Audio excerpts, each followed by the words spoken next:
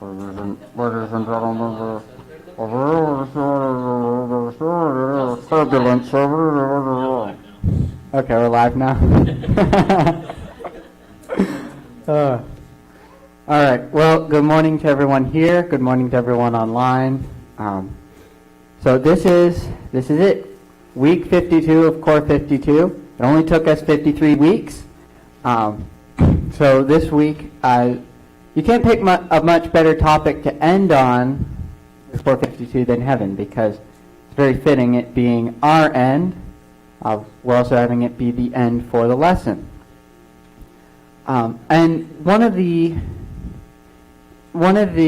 obvious things up front is that whatever we talk about here in like 40 minutes is hardly a nibble of what heaven's actually going to be like.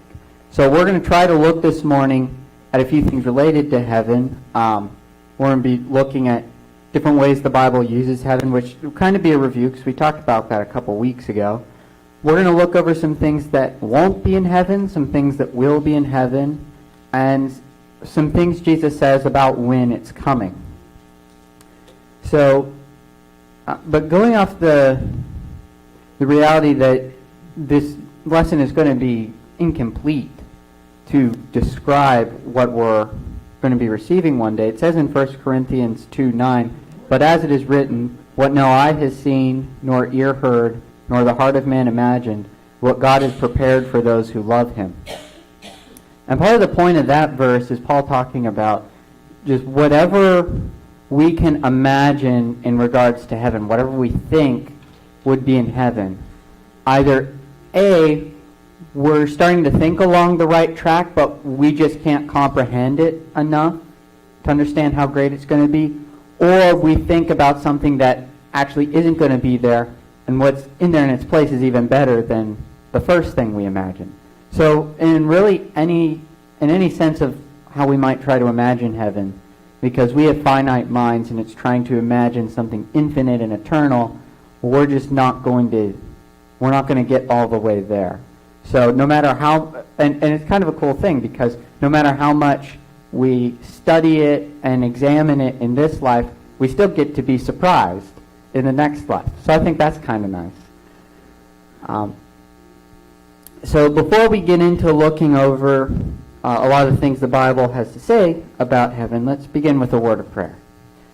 Our Father in heaven, we're thankful for the day you've provided for us so we can come, open up your word, and learn about the wonderful place that you've prepared for us. We're looking forward to that day, and we're thankful for the promises you've given to us regarding it. And it's in your Son's name we pray and give you thanks. Amen. So the first question is, what is heaven? Now in what ways does the Bible refer to heaven? So we actually covered a little bit of this back in, I think it was the week 28 or 27, when we talked about the supernatural. Does anyone remember what some of the different ways the Bible will use the word heaven to refer to? Yeah, the sky is one of them. And you see that in Genesis 1:1. In the beginning, God created the heavens and the earth. My Father's mansion. Yeah, my Father's mansion. So that's getting closer to what we'll be talking about today with the new heavens and the new earth.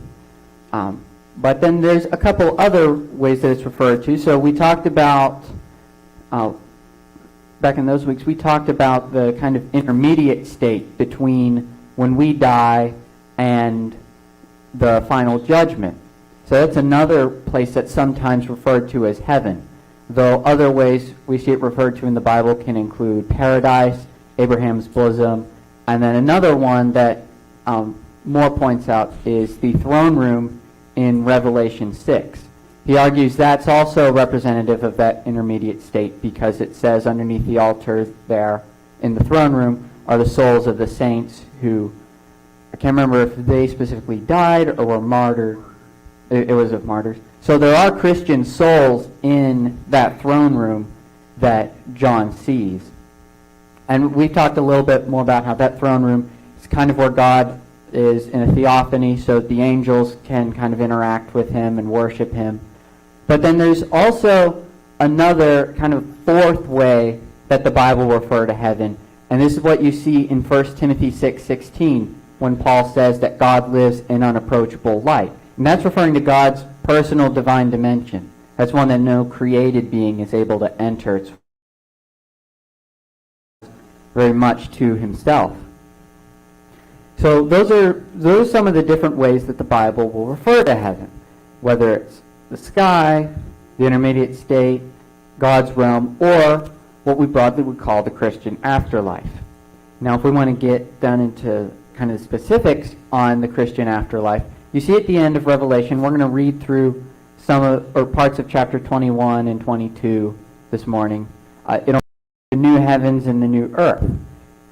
When God, in, I think it's it might be second, it's either 1st or 2nd Peter, talks about how the world is going to be consumed in kind of a fire and it's going to be remade. And in Revelation we see that talked about as the new heavens and the new earth. And the final destination that we Christians are given is the new earth. Whenever we're talking about being in heaven one day, that's the actual area that we're referencing.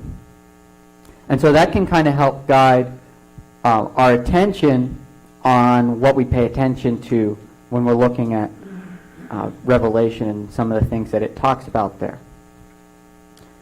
All right, so the first broader topic that I wanted to look at, because they always say, I don't know if it's actually, all of this is good news this morning, so good news, bad news doesn't apply. But I thought we'd start with looking at some things that won't be in the new earth. Because there's a lot of things, both things bad, and even a few good things we've been given in this life, that the bad things obviously will be done away with. But some of the good things will have fulfilled their purpose, and so they'll be replaced with something even better. And both of the lists we'll go through here, you can see them on the handout.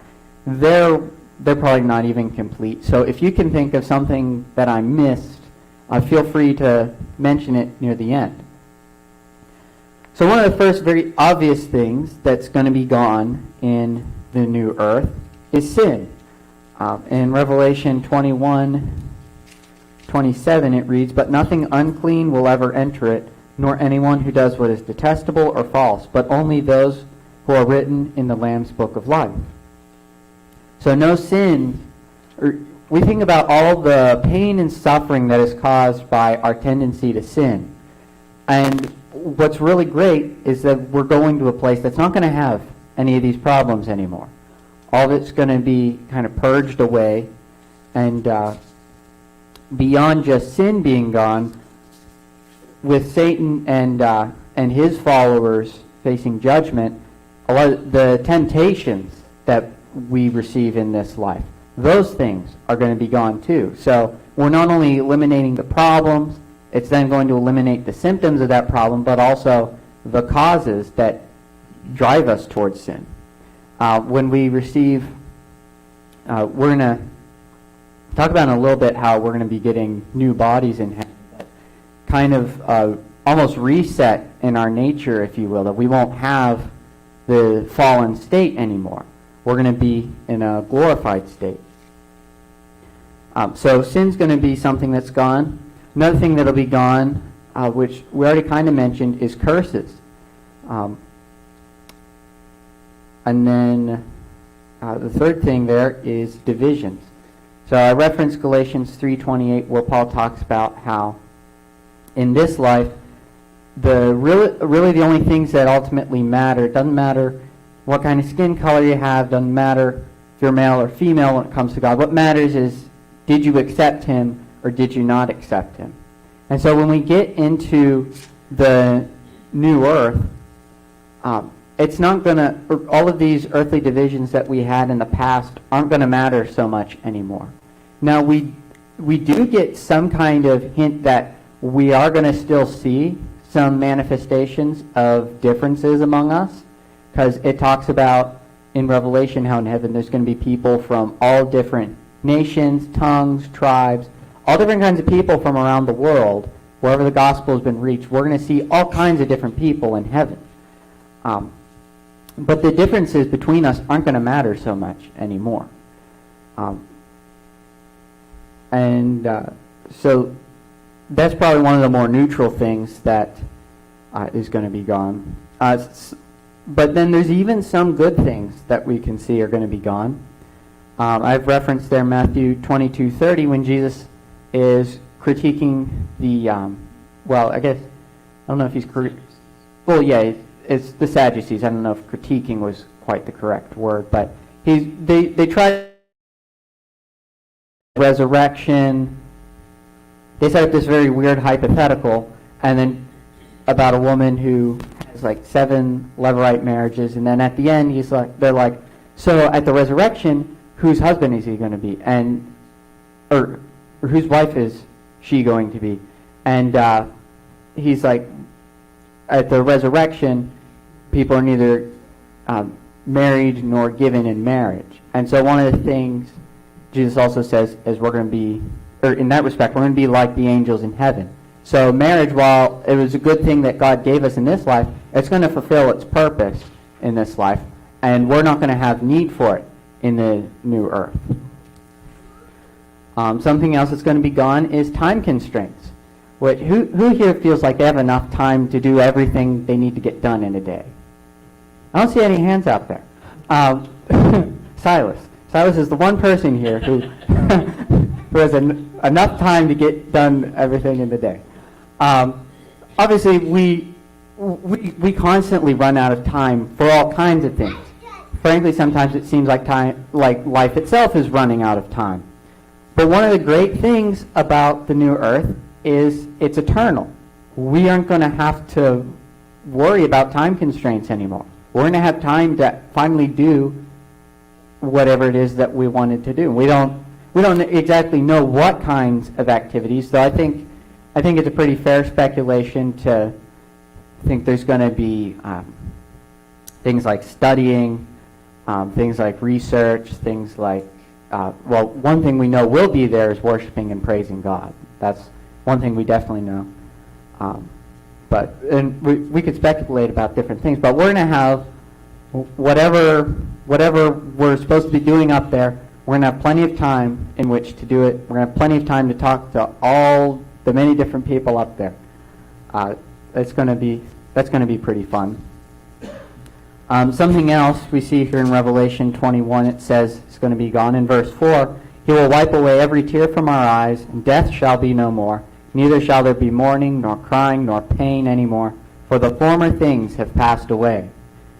So going back into a lot of the sad things of life, we think about people dying, people getting hurt, all the things that bring us sorrow in this life. Those kinds of things are going to be gone. And it says that we're going to be given comfort here. Jesus is going to wipe away the tears from our eyes. We're not going to have to worry about death anymore. Once we're there in the new earth, there's not going to be separation from God anymore. We're going to be with Him forever. Some other things, night and darkness are going to be gone. So one could interpret darkness as being something bad that's going away. Night, I think that almost belongs in the category of marriage, because we see in Genesis chapter 1, God creates light and darkness, day and night. And so at least in those respects, those were things created good, and but they'll fulfill their usefulness for this life, for keeping time and setting regular intervals. We aren't going to need nighttime anymore. It says in, which verse is it? 23 to 25. And the city has no need of sun or moon to shine on it, for the glory of God gives it light, and its lamp is the Lamb. By its light will the nations walk, and the kings of the earth will bring their glory into it, and its gates will never be shut by day, and there will be no night there. So it's kind of talking about the gates being open. It's kind of an image back to how, think about a medieval city that has a really large stone wall around the city with an iron gate. If you want to have a really strong city or castle, you have that kind of fortification. And he's saying here, because there's no more danger, there's no more nights, those gates aren't going to have to close at night like they would have to keep out enemies and attackers. It's going to be able to stay open. It's going to be, in a sense, well, you can't properly say bright and sunny because the sun's going to be gone. The sun, S-U-N, is going to be gone, but we're going to be in the S-O-N, sunshine, according to what it says here. And then one of the last things I want to mention, then can open up the floor to see if anyone has any other important things we won't, or that I didn't get to. But in 1 Corinthians 13, you have that passage on love where Paul talks about how important love is, kind of defines love for us, talks about some things love is, some things love is not. And at the very end, he gets to this statement where he talks about how these three remain, faith, hope, and love, but the greatest of these is love. And a good, because God is love, and therefore love is also eternal. There's going to, we're going to talk about it in just a moment, there's going to be these relationships in heaven. We're still going to have love. But two really good things we have in this life, faith and hope, we're not going to need those things anymore. Because in Hebrews it talks about how faith is the assurance of things hoped for, the conviction of things not yet seen.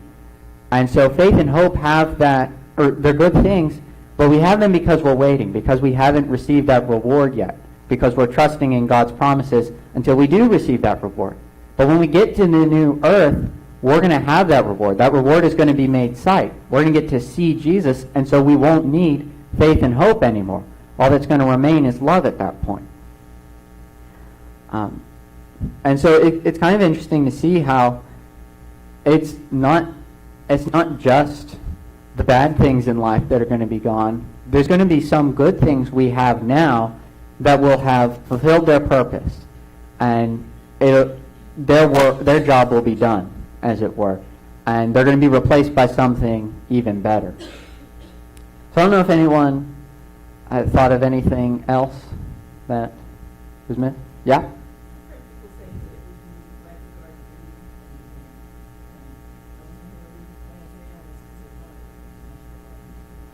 Yeah, I mean, I think we'll get to what will be there in a moment, and I think there's some things you can see in Genesis 1 that'll still be there just by virtue of that having been a perfect world.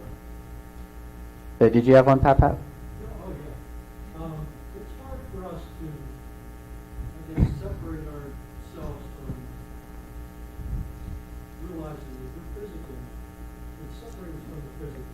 Because when God describes these things to us, he uses physical terms that we can understand. So it's going to be similar to what he's saying. It's still going to be all spiritual. And we're going to have a spirit body. My wife has a hard time with the thought of no marriage. We're going to be angels. We're not going to be Yeah. married. And she really, she brings that up right away. And it's hard for us not to think in physical terms. I can't wait to find out. I'm ready. Yeah. It's not. But it's hard for us to realize that it's going to be totally different. Yeah, there's going to be. We won't need a Band-Aid. The Band-Aid people are going to go out of business. Yeah, we won't need Johnson and Johnson anymore.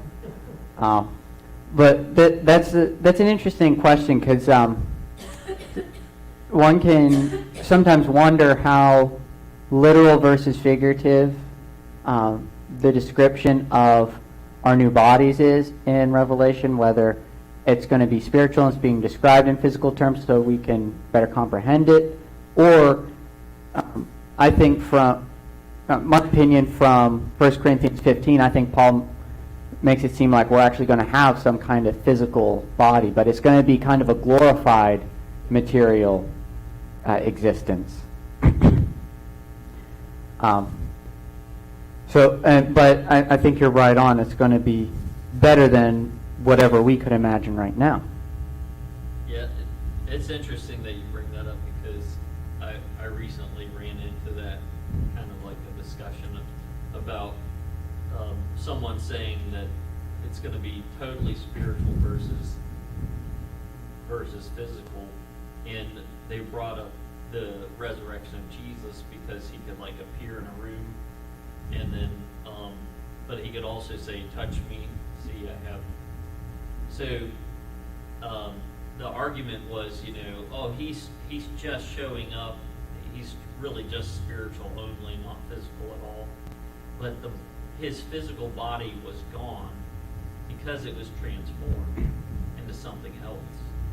And that's what Paul is saying in 1 Corinthians 15. We're going to be made like him. He's the first fruits of the resurrection. And we will not all die, but we will all be changed.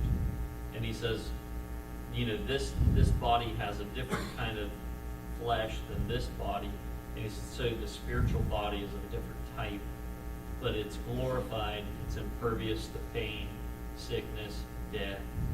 And that's a wonderful thing to think of, because it won't be so different that we won't feel unsettled about it. We were created to be beings with a body and a spirit. And Yeah. that's what we're always going to be. Yeah, some of the I have a good argument saying the kind of all spiritual philosophy is almost a flawed philosophy, because there were some people who tried to say that Jesus was resurrected, but he wasn't resurrected in bodily form. He was really resurrected as a spirit, and it just looked like he had a body. And I think to have a really complete salvation and resurrection of mankind, he had to be physical both when he dies on the cross and when he's resurrected. But obviously, we see from the things that he does after his resurrection, and some of that can also be because he's the Son of God. He has complete power over creation. If he wanted to, he can make himself appear through any wall and walk through any wall, even while being material.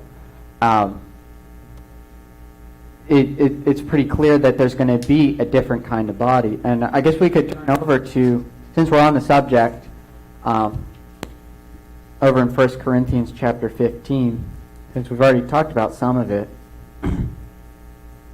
Can I get a volunteer to read through verses 42 to 49?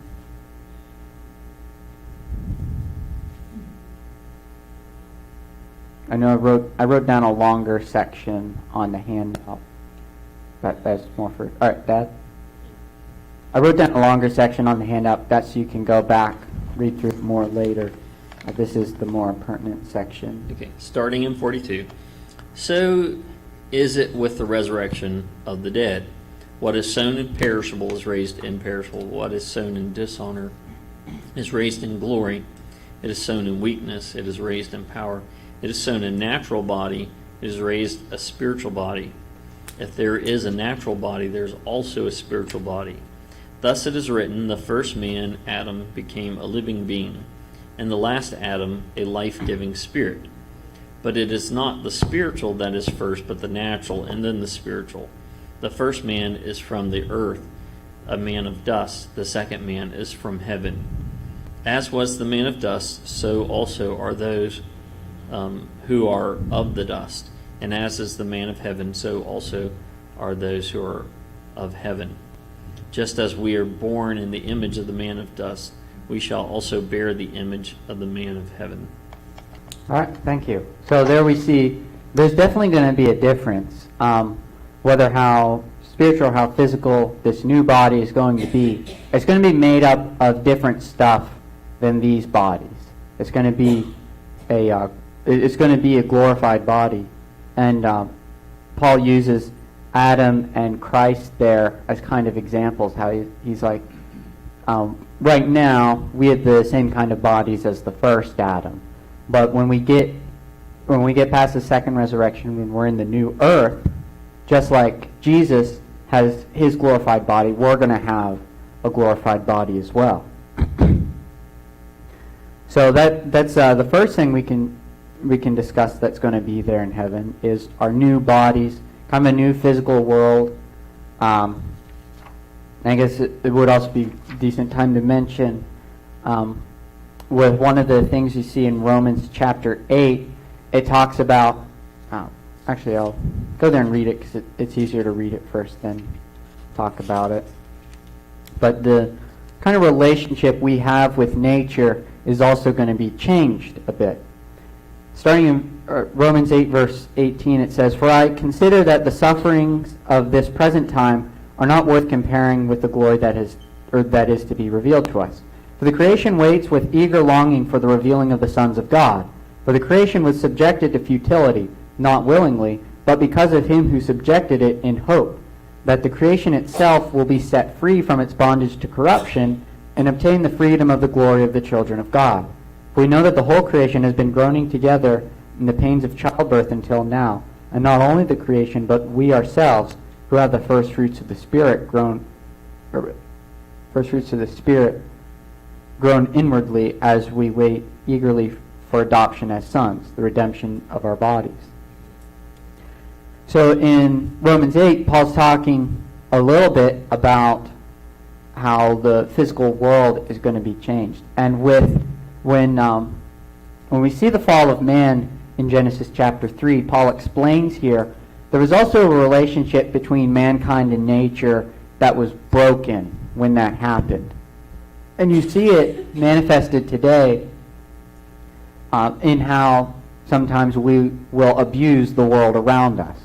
We use it in ways that it's not meant to be used. We overuse the things that God gave to us. And that's a manifestation of a broken who's supposed to rule and have dominion, a responsible dominion over the world and the world itself. And so that's why he says nature is groaning. It's been subjected to futility because of the fall, but not of its own will. It's because of what we did to it. Well, in the new heavens and the new earth, God is getting rid of that old world. It's going to be getting rid of our fallen nature, and it's going to restore that relationship that we were supposed to have. So we'll actually get to exercise the proper kind of dominion that we had before. The fall. And it's going to restore that relationship. That's not the only kind of relationships you're going to see there. If we continue talking about some other things that'll be there, we mentioned how love is something that's going to be eternal. And because of that, we're going to have friends and family all over heaven. I mean, we're all going to be part of one very large heavenly family. But even some of our physical family that like me and my family here, my grandparents, I know many of us have other family members in other congregations. We're going to get to be together in heaven. And we're going to get to see all kinds of old friends, old family members, some who have either gone on before us, some people who, so for instance, one of the sad parts of the end of the last school year was I gotten to know several really good guys on my dorm hall up at college, and they've now graduated and they're moved on to places like New York and Missouri, where they're from, where they're getting jobs at. And there's a very good chance that I may only get to see these guys one or two more times ever in my lifetime. But there's a good chance that, in fact, there's a good chance that some of us could be reunited one day. Because not only, or as we mentioned, all time constraints are going to be gone in heaven. Not only are we're going to have all these different people there, but we're going to have all the time in existence in order to talk with them and get to know them. But obviously our most important relationship would be our relationship with God. And we've already seen in Revelation 21 how God is going to be there, how the glory of the Son is going to be in the new earth. He's going to be our light. We're going to get to be in a constant and close relationship with Him. And going with that, we're not going to need faith in Him anymore because we'll actually get to see Him face to face. Get to see Jesus there. And then another group of people who are going to be there. And for this part, we turn to Revelation 22. Can I get a volunteer to read Revelation 22, verses 3 to 4? All right, Pap. If we could get the mic over to him.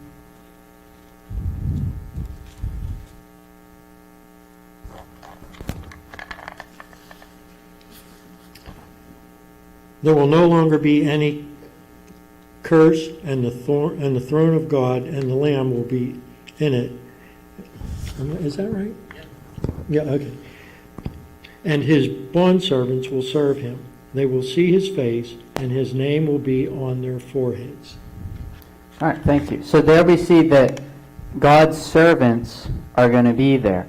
When we think about who are God's servants, one of the first things I think of, I guess one could make an argument there, maybe it's referring to the angels, but since we're still in the context of the new earth, I think it means we're talking about the saints here.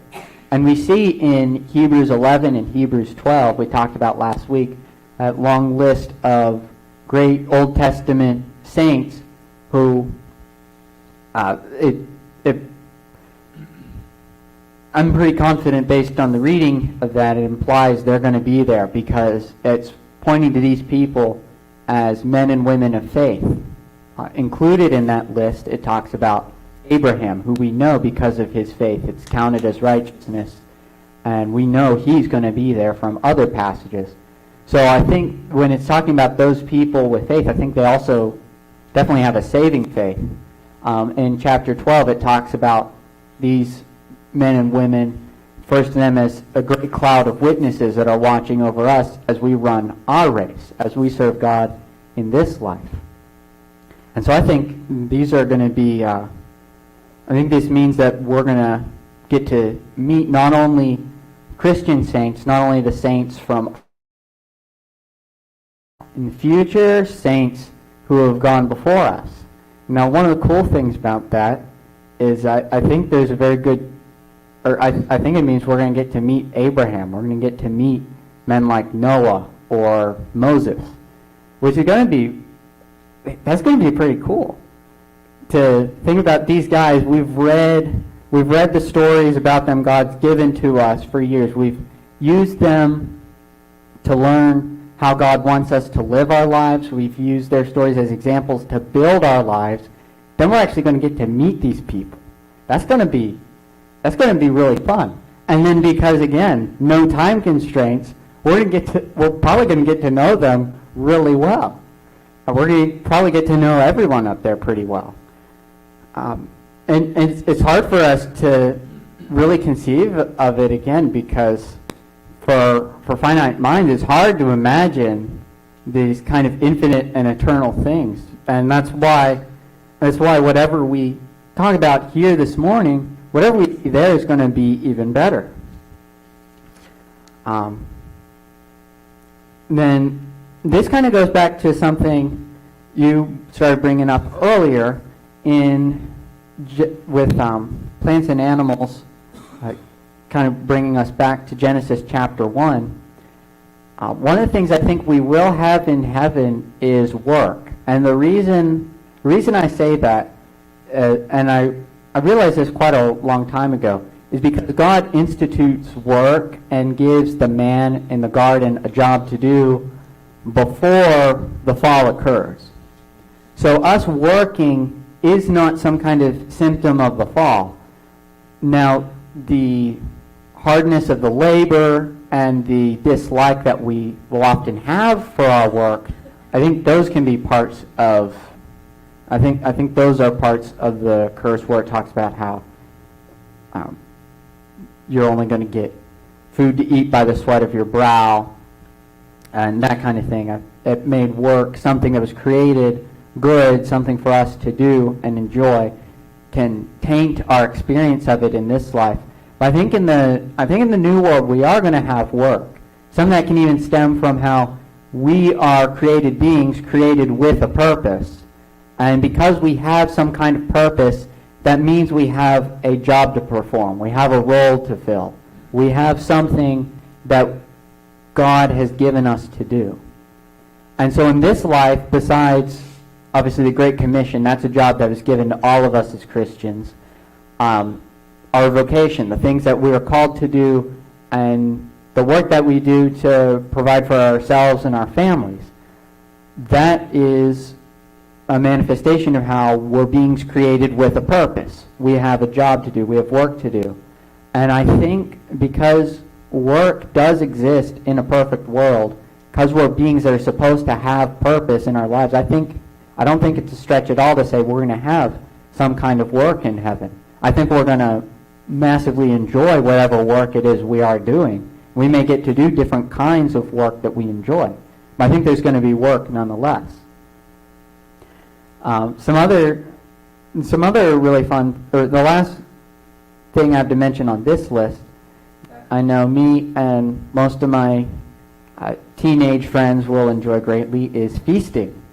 We see a couple times this description of the wedding feast of the Lamb, and so I think there is going to be some kind of feasting and eating and drinking in heaven. Maybe not so much because we need it, but maybe because it'll be something enjoyable for us to do. I mean, who doesn't like a nice meal where you get to sit down, talk with people, share a meal together? It's one of my favorite things to do, because, I mean, not only do you get to talk, you get to eat.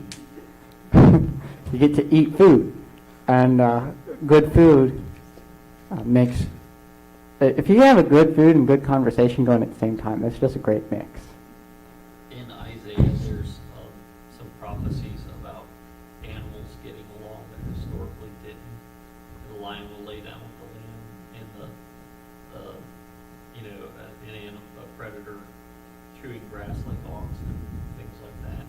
And it could be an indication that in the new earth there are all those animals, but the old system of kill and eat and would be undone, and all we have left is just the beauty of creation and the majesty of God. Yeah. Without the death and destruction. Yeah, that's certainly something that... yeah, I'm glad you brought that up, because I did not think of that. But that does kind of go along with the idea of death isn't going to be there anymore, so we won't have those old broken relationships that we see in the world with predator and prey. Those kinds of things are going to be gone, and it's going to be the perfect world. So that's the kind of list that we have this morning. Obviously, there's some more stuff you can find in Scripture when you look. Revelation 20, 21, 22 has all kinds of things throughout there.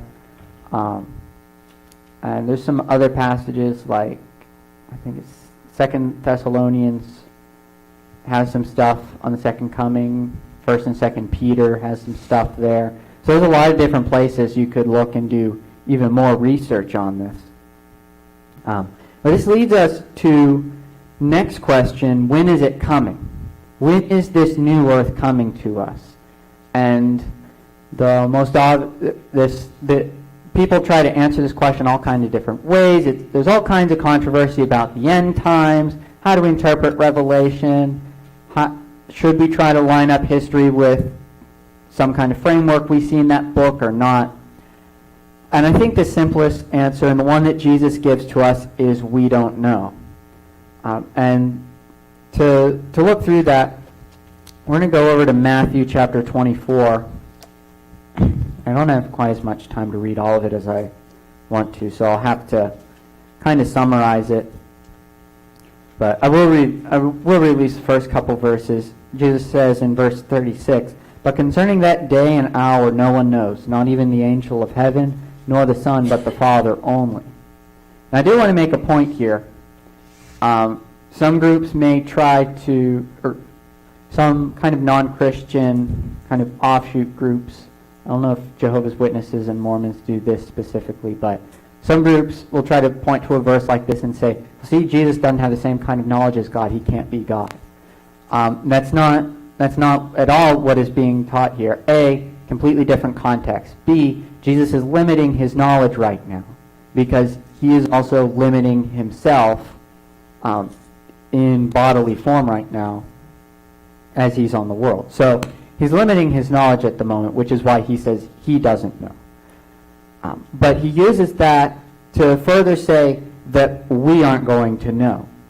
Down in verse 42 it says, "Therefore stay awake, for you do not know on what day your Lord is coming."